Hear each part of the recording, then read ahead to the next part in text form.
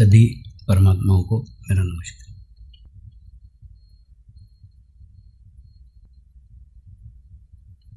आपको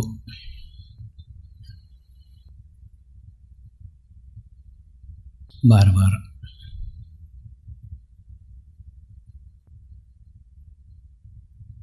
मैं परमात्मा संबोधित करता हूँ,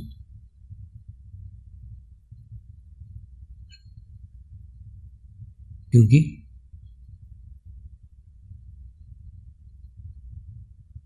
मुझे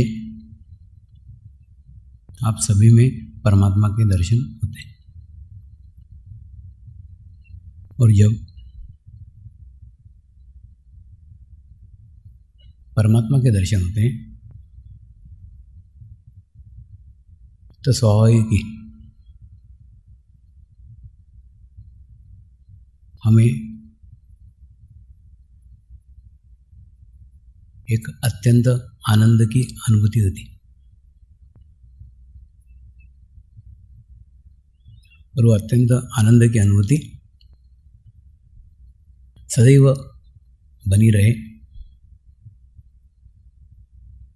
सदैव हम उसी स्थिति में रहे। इसीलिए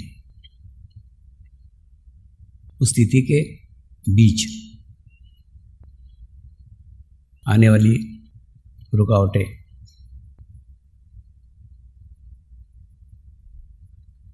स्वाभाविक है, हमारी इच्छा रहती है कि वो दूर हो। उसी कड़ी में आगे चलते हुए मैं आज आप ही के सामने अपनी व्यथा व्यक्त कर रहा हूँ। बचपन में कई बार आपने अपने माँ बाप के साथ सर्कस देखी होगी, और सर्कस देखने में आपको काफ़ी आनंद प्राप्त हुआ होगा।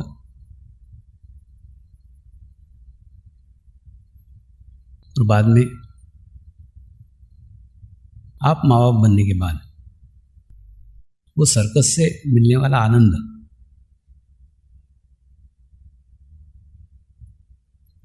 सर्कस से मिलने वाली खुशी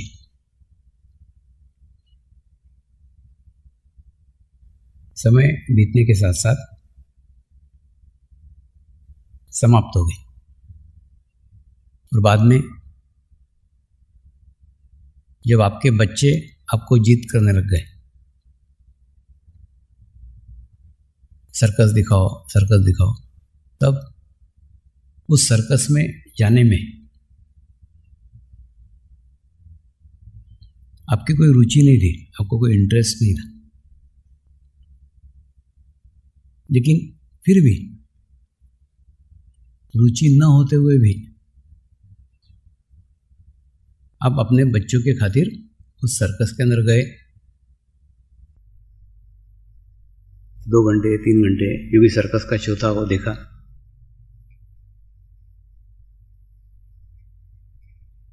आपको आनंद आया हो नहीं आया हो, बच्चों को आनंद आया, बच्चे खुश हुए, बच्चे प्रसन्न हुए।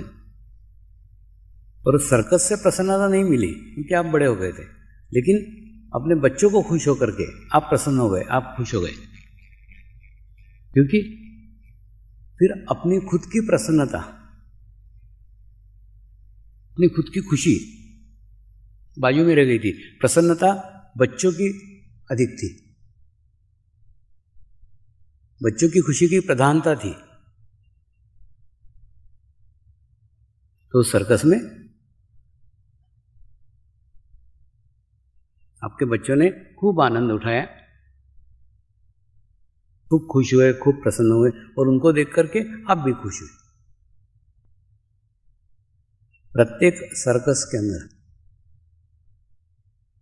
एक ना एक जोकर होता है, देखा होगा आपने।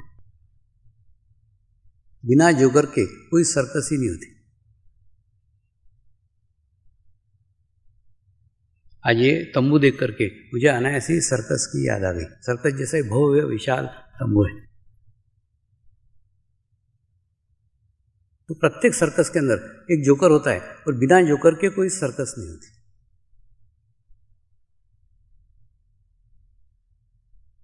जोकर भी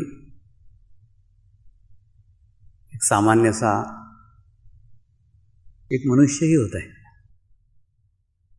लेकिन उस सर्कस में उसका रोल दूसरे को हंसाने का रहता है।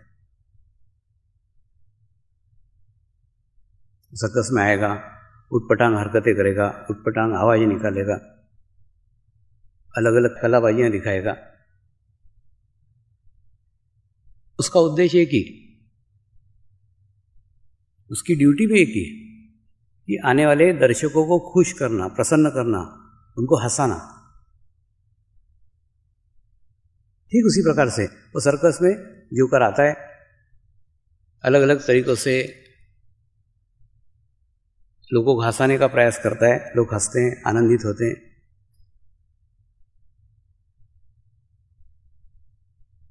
इसका अर्थ यह है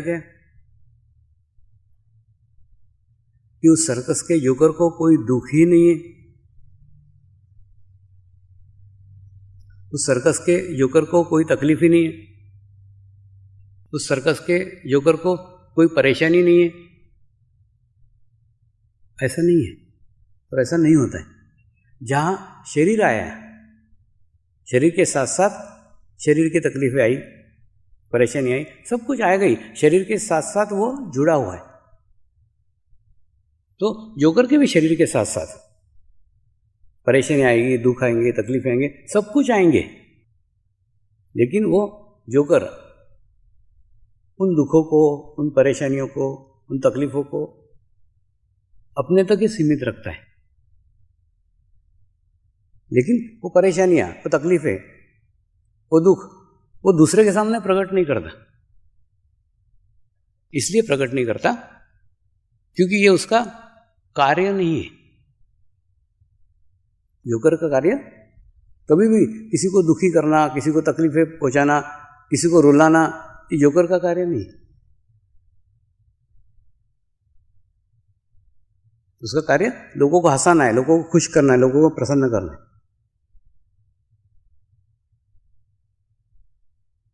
आज इस सर्कस नुमा तंबू में मैं भी अपने आप को जोकर की जगह पा रहा हूं।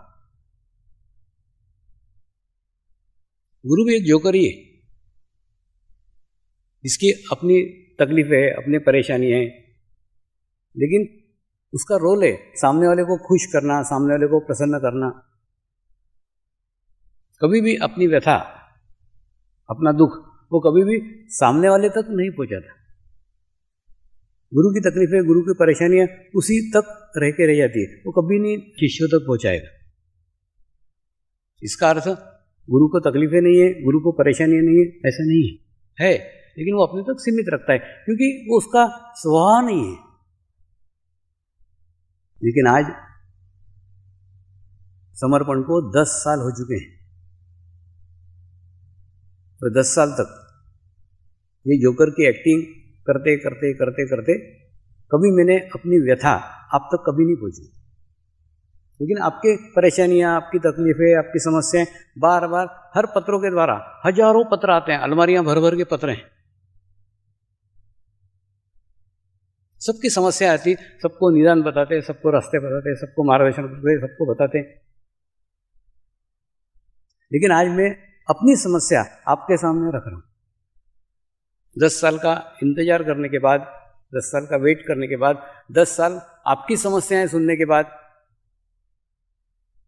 ऐसा लगा कि आज मैं भी मेरी व्यथा, आज मैं भी मेरी समस्या आपके सामने रखूं। और वो समस्या रखने के लिए गुरु पूर्णिमा से अच्छा कोई दिन नहीं है, और गुरु पूर्णिमा के उत्सव के अलावा दूसरा दिन नहीं है। वो इसलिए रख रहा हूं क्योंकि मेरा विश्वास है कि आज गुरु पूर्णिमा के दिन उस अवसर के ऊपर सारे गुरु यहां विद्यमान हैं। 10 साल से समाज में कार्य कर रहा हूं, लेकिन क्या मेरी परेशानियां, क्या मेरी तकलीफें, ये मैंने कभी भी उन तक नहीं पहुंची, कभी नहीं बताई। लेकिन आज बताना चाहता हूं, बताना चाहता हूं कि जो गुरु का प्रसाद, तकलीफ कहाँ है वो थोड़ा ध्यान दीजिए, जो गुरु का प्रसाद है, जो गुरु ने प्रसाद बांटने के लिए दिया है, वो प्रसाद लेने वाले मुझे नहीं मिल रहे। प्रसाद दिया है, बांट रहा हूं, 10 साल से बांट रहा हूं, तो ऐसा महसूस होता जैसे हीरे की दुकान सब्जी मंडी में खोल के बैठा हूं। लोग आते हैं, देखते हैं, हीरे देखेंगे, क्योंकि सब्जी मंडी में कोई हीरे के पैसे लेके तो आता नहीं है। पालक भाजी के पैसे लेके आता है तो उसके पास पैसे ही नहीं होते कि वो हीरे खरीदे। तो सब्जी मंडी में हीरे की दुकान खोल करके बैठा हूं तो वो कभी बिकेगी ही नहीं। 10 साल में इस निष्कर्ष पे पहुंचा हूं, इतने सारे पत्र हैं, इतनी सारी चिट्ठियां हैं, उसको सबूत के रूप में आपके सामने पेश कर सकता हूं, लेकिन उन पत्रों में कोई भी पत्र ऐसा नहीं है जो वास्तव में उस प्रसाद का कदरदान हो। तो कभी प्रश्न आता है कि मैं यहां आया ही काय के लिए हूं, तो जो चीज देना चाहता हूं वो लेना ही नहीं कोई चाहता, किसी को इसमें इंटरेस्ट ही नहीं है, तो कितना इंतजार करे कि आज ना कल उसमें इंटरेस्ट होगा, आज ना कल वो अपने समस्या से बाहर आएगा। उसकी एक समस्या हल हुई, दूसरी खड़ी कर लेता है, दूसरी समस्या हल हुई, तीसरी खड़ी कर लेता है। हर दफे एक के बाद एक, एक के बाद एक, एक के बाद एक, एक के बाद एक समस्याओं की लाइन लगी हुई है और चर्चा समस्याओं की रहती है। चित्त भूतकाल में ही रहता है, और जब चित्त भूतकाल में हो तो समस्या तो निर्माण होगी। समस्या ग्रस्त ही भूतकाल था। जब तक उस भूतकाल में से बाहर नहीं आते तब तक गलतियों पे गलतियां, गलतियों पे गलतियां, गलतियों पे गलतियां होती चली जाएगी। अभी का वाक्य बताऊं, आज का वाक्य बताता हूं, अभी इसी क्षण का वाक्य बताता हूं। 2 सिक्योरिटी के साधक मुझे वहां पे गार्ड्स करने के लिए आते हैं, कार के आगे आगे चलते हैं, और पहले दिन जब वो लेकर के आए, सीधा रास्ता ऐसा जाता है और उधर ना उधर एक जगह ऐसा टर्न करने का है, और उस टर्न के ऊपर वो पहले दिन उन्होंने गलती की कि इधर नहीं जाते हुए वो सीधे चले गए। फिर उनको उनकी गलती मालूम हुई, फिर वो बाहर निकले। बाहर निकलते समय वो रोज दिन में 2 बार नहाएंगे तो भी 2 बार वो गलत जगह घुसेंगे, फिर बाद में बाहर आते हैं, फिर सीधे रास्ते पे चलते हैं। तो मैंने आज उनका अध्ययन किया, उनके ऊपर चित्त रखा, ये गलती क्यों करते हैं। वो गलती इसलिए करते हैं कि आज मुझे गलती नहीं करने की, आज मुझे रॉन्ग जगह नहीं घुसने का, आज मुझे रॉन्ग जगह नहीं घुसने का, आज मुझे रॉन्ग जगह नहीं घुसने का। ये कहते कहते ही निकलते और रॉन्ग जगह घुसते, क्योंकि क्या, चित्त ही रॉन्ग जगह है। मुझे गलती नहीं करने का, मुझे गलती नहीं करने का, और रोज दिन में अगर 2 बार लेने आएंगे 2 बार वो गलत जगह घुसेंगे, क्योंकि क्या, चित्त कहाँ है, भूतकाल के ऊपर। गलती पे ही सदैव चित्त रख रख के गलतियों पे गलतियां, गलतियों पे गलतियां, प्रत्येक बार गलतियां हो रही, और प्रत्येक बार गलत जगह घुसते, फिर बाहर निकलते, फिर आगे होते, चलते रहते। तो आज उनका निरीक्षण किया, उनका अध्ययन किया, वो गलती को बार बार याद कर रहे हैं, बार बार रिमाइंड कर रहे हैं कि आज मेरे को वो गलती नहीं करने का, आज मेरे को गलत जगह नहीं घुसने का, उस गलत मार्ग पे नहीं मुड़ने का। और ऐसा गलती पे चित्त, भूतकाल पे चित्त, तो फिर उस टर्न पे आए, फिर घुस जाते उधर। ये वास्तव में छोटी सी घटना है, लेकिन छोटी सी घटना से आप आपके साथ जोड़ करके देख सकते हो। आपके जीवन में समस्या ही इसलिए है क्योंकि भूतकाल के समस्या को आप छोड़ नहीं पा रहे। ये एक बार हो गई, समझ लो एक घटना कोई घट गई, उसके बाद में उसको भूल जाओ ना। अब वो घटना नहीं घटना चाहिए, वो घटना नहीं घटना चाहिए, फिर ऐसा नहीं होना चाहिए, फिर ऐसा सोचते होते फिर वही ऐसा ही हो जाता, फिर वही घटना, वही गलती फिर रिपीट होती, फिर दोबारा रिपीट होती। तो एक ही गलती बार बार बार बार जीवन में कैसे घटित हो सकती है? वो इसीलिए होती है क्योंकि आप भूतकाल से बाहर आ ही नहीं पाते, और भूतकाल कोई अच्छा थोड़ी है। जिस भूतकाल को याद करके आप आज खुशी मना रहे हैं, प्रसन्नता महसूस कर रहे हैं, तो आवश्यकता है अपने भूतकाल में से बाहर निकलने की। और भूतकाल में से इसलिए बाहर नहीं निकल रहे क्योंकि नियमित ध्यान नहीं कर रहे। सबका एक ही घूम फिर के वही बीज से वृक्ष बनने की प्रक्रिया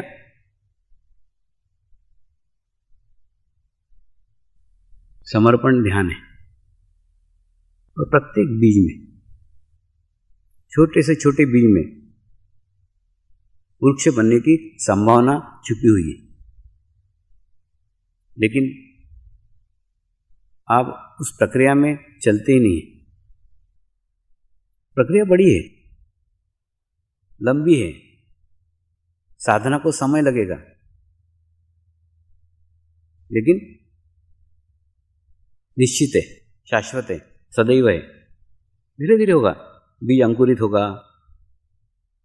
अंकुरित होके उसमें से 1-2 पत्ते निकलेंगे, फिर 4-6 पत्ते निकलेंगे, फिर एक डंडी निकलेगी, दूसरी डंडी निकलेगी, तीसरी डंडी निकलेगी। धीरे धीरे धीरे धीरे धीरे धीरे धीरे धीरे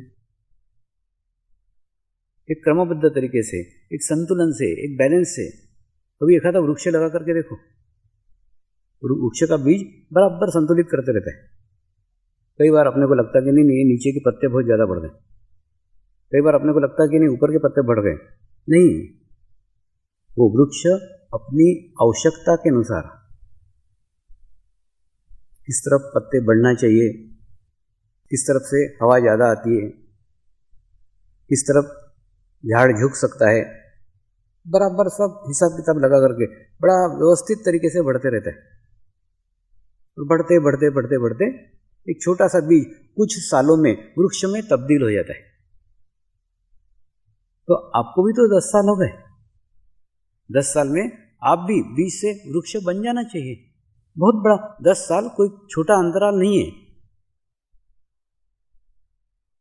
मेरे जीवन के 10 साल का आपके जीवन के 10 साल से तुलना करके देखता हूँ।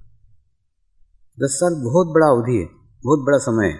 10 साल में बीज से वृक्ष का निर्माण हो ही जाना चाहिए, लेकिन हमारा ध्यान इनसाइड नहीं है, हमारा ध्यान अंदर की तरफ नहीं है, हमारा ध्यान भीतर की ओर नहीं है। भीतर की ओर ध्यान होगा तो पता चलेगा ना कि मैं बीज हूँ, मुझे बीज में वृक्ष की संभावना छुपी हुई है,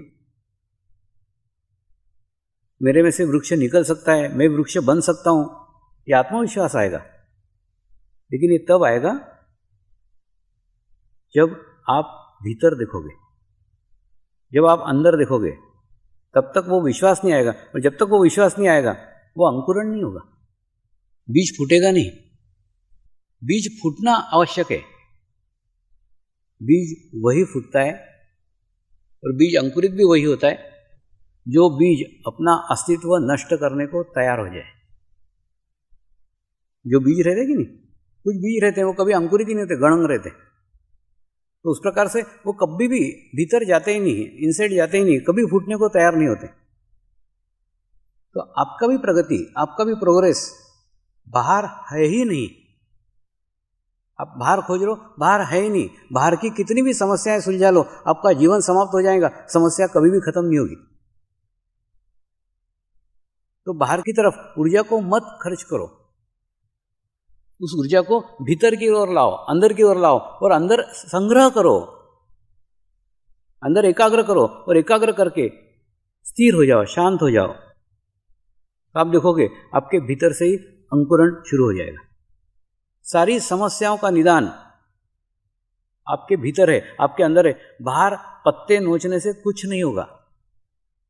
आपको भीतर जाना पड़ेगा, आपको अंदर जाना पड़ेगा। जब तक आप अंदर नहीं जाते, तब तक बीज से वृक्ष बनने की प्रक्रिया प्रारंभ नहीं होती।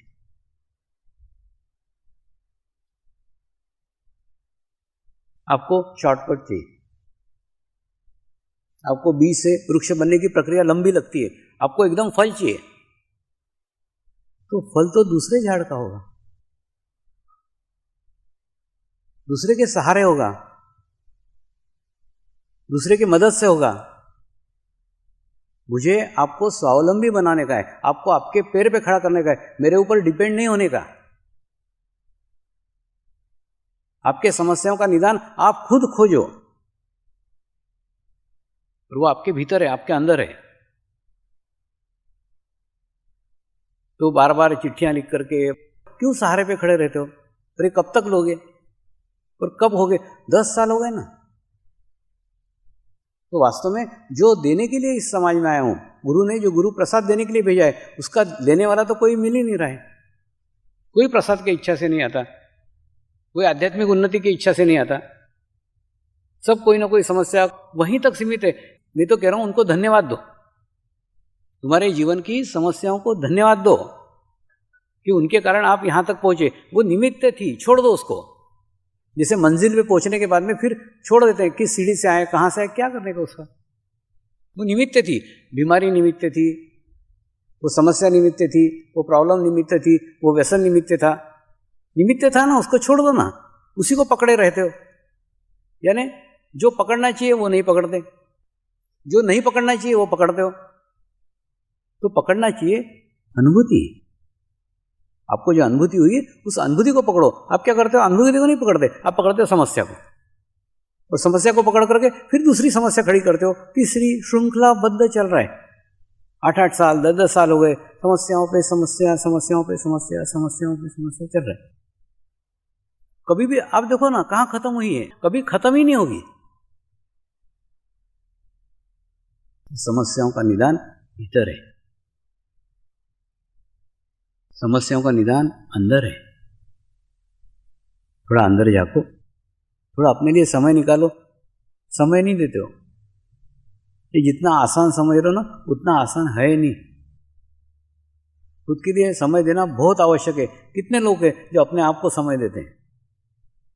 समय दो, 24 घंटे में निकालो 1 घंटा आपका खुद का होना चाहिए, आपके साथ कोई नहीं चाहिए। ऐसा 1 घंटा अगर आप निकालने लग जाओ तो धीरे धीरे उस 1 घंटे में आपका और आत्मा का संपर्क स्थापित होगा। शेड्यूल बनाओ ना, अगर 5 बजे उठते हो 4 बजे उठो, कैसे टाइमिंग एडजस्ट करने का वो देखो। दूसरा, ध्यान आपके जीवन में निष्क्रिय करने को नहीं आया है, ध्यान आपके जीवन में निर्विचार करने को आया है। कई लोग घंटों ध्यान करते रहते हैं, घंटों ध्यान करते रहते हैं। ये काम क्यों नहीं किया? ध्यान में चला गया था। ये काम क्यों नहीं हुआ? ध्यान कर रहा था। एक उसका टाइमिंग रखो, एक नियंत्रण रखो। मैं भी कितने से कितने भी ध्यान में रहूं, बराबर एक पहले प्रोग्रामिंग करके रखता हूं, इतने ही समय ध्यान करने का है, तो बराबर उतना समय खत्म हो गया तो अलार्म बजता है अंदर से, चलो हो गया। अपने ऊपर नियंत्रण रखो और समस्याओं का निदान बाहर खोजने की प्रयास मत करो। दूसरे किसी से समस्याएं हल हो इसकी भी अपेक्षा मत रखो। नियमित ध्यान करो, सबका निदान नियमित ध्यान है। हो सकता है आपके पूर्व कर्म के भोग आप कुछ भोग रहे हो सकता है ना, वो हिसाब किताब चुकता करने का है, क्योंकि इसी जन्म के अंदर मोक्ष है, तो वो हिसाब कब दोगे? तो भोग रहे हो सकता है, होने दो, चलने भोगो, जो भोगे उसको भोगो, खुशी से भोगो, सामूहिकता भोगो, कलेक्टिविटी भोगो। जब आप सामूहिकता के साथ जुड़े रहोगे तो आपके बुरे दिन भी कब चले गए पता ही नहीं चलेगा। कई बार किसी नाली को अगर हम स्वच्छ करने बैठते हैं, साफ करने के लिए बैठते हैं, तो नाली के अंदर का कचरा बाहर निकलता है, बदबू बाहर निकलती है, दुर्गंध आती है।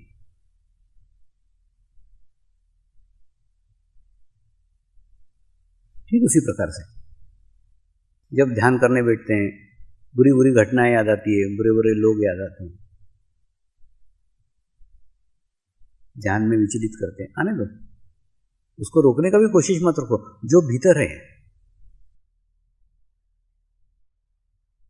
वो बाहर प्रकट होगा ही, आने दो, उसको निकल जाने दो। कई लोग रोते हैं, रो, निकल जाने दो, एक स्वाभाविक रूप से जो हो रहा है होने दो, उस पर नियंत्रण करने का कोशिश मत करो। ध्यान से जुड़ो रहो, धीरे धीरे धीरे धीरे धीरे धीरे आपके भीतर ही प्रक्रिया होगी और उसमें से बाहर निकलोगे। कई बार मैंने कहा है कि ध्यान करना कठिन है, ध्यान करना इसलिए कठिन है क्योंकि ध्यान करते समय आपको आपके चंद्र नाड़ी पे पूर्ण नियंत्रण करना पड़ता है कि आपको भूतकाल के कोई भी विचार न आए। और भूतकाल के तो विचार सालों से बैठे हुए हैं, 10-10 साल से, 20-20 साल से डेरा डारे पड़े, तो वो एकदम निकल जाए, नहीं आए, ये तो बहुत कठिन है। तो भूतकाल पे नियंत्रण करना अत्यंत कठिन है। ध्यान करने बैठेंगे तो कुछ ना कुछ पास्ट के विचार आएंगे ही।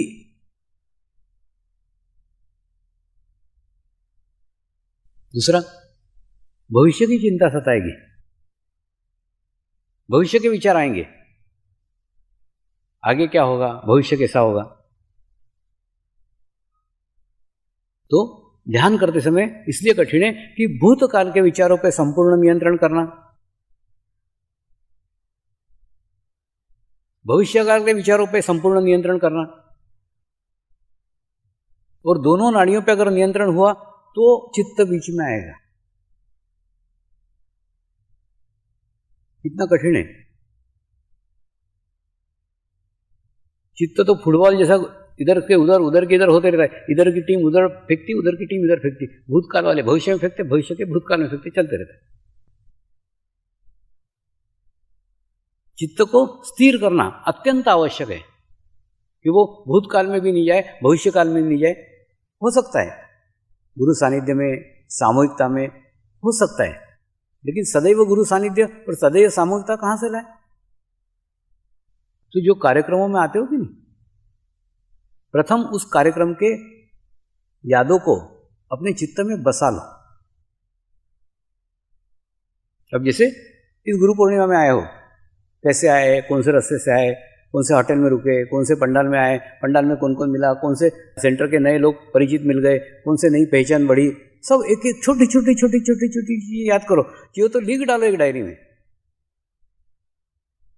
आज रात को लिखो, आज क्या क्या हुआ वो लिखो, 3 दिन में क्या क्या लिखो, क्योंकि अच्छी बातें याद नहीं रहती। किसी को मिले उसका नाम, पता, फोन नंबर, ईमेल सब लिखो, कांटेक्ट बढ़ाओ।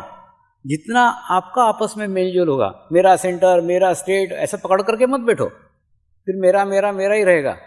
नए लोगों से मिलो। ये कितना अच्छा चांस है, कितना अच्छा अवसर है। दुनिया भर के सब लोग एकत्र हुए हैं एक छत के नीचे आपको मिलने का। जिनसे पहचान है उनकी तो है ही ना। आप आपका दायरा बढ़ाओ, आपकी पहचान बढ़ाओ, आपके कांटेक्ट बढ़ाओ, आपके संपर्क बढ़ाओ, आपके संबंध बढ़ाओ। ये जितना बढ़ाओगे, आपके रिलेशंस जितने अच्छे होंगे, जितने घनिष्ठ होंगे, जितने मधुर होंगे, गुरु कार्य उतने ही गति से बढ़ेगा। तो ये जो एकत्रीकरण होता है, एकत्रीकरण का उपयोग केवल मेरा सेंटर, मेरे साधक, वहां तक मत रखो। वो तो रोज ये सेंटर है, रोज साधक। अपना दायरा थोड़ा व्यापक करो। मिलो ना, नए नए लोगों से मिलो, कहां से आए हो, बातचीत करो, ऑटोमेटिकली सब बढ़ता है, होता है। तो अपने दायरा को व्यापक करो। जितना बढ़ाओगे उतने अलग अलग अनुभव आएंगे, अलग अलग बातें सीखने को मिलेगी, अलग अलग एक्सपीरियंस आएंगे। प्रत्येक शरीर के अंदर अलग अलग व्यवस्था है और प्रत्येक शरीर की अपनी अलग अलग अनुभूति है। तो प्रत्येक साधक इतना परिपक्व है, एक एक किताब वो खुद लिख सकता है। इतने अनुभव है, इतने एक्सपीरियंस है, लेकिन आप मिलो तो सही। 1 मिनट भी यहां बर्बाद मत करो। यही सब बातें, यही सब संबंध, यही सब घटनाएं एकत्र करो, संग्रह करो कि इस गुरु पूर्णिमा गया था, इस सेंटर के लोगों से पहचान हुई, इस गुरु पूर्णिमा गया था, इस सेंटर के लोगों से पहचान हुई। उनको एकत्र करो ना, उस डायरी को साल भर पढ़ा करो। क्योंकि गुरु पूर्णिमा पूरे साल भर में सर्वश्रेष्ठ कार्यक्रम है, सर्वश्रेष्ठ। लेकिन हमारा दुर्भाग्य है, ये कार्यक्रम सदैव हम बाहर ही करते चले आ रहे हैं। अब हमको भी भीतर उतरने की आवश्यकता है, हमको भी अंदर उतरने की आवश्यकता है। इसलिए इच्छा करो कि ये अपना आखिरी कार्यक्रम हो। इसके बाद हम जब भी मिलेंगे, अपने जमी पे मिलेंगे, अपने आसमां के नीचे मिलेंगे।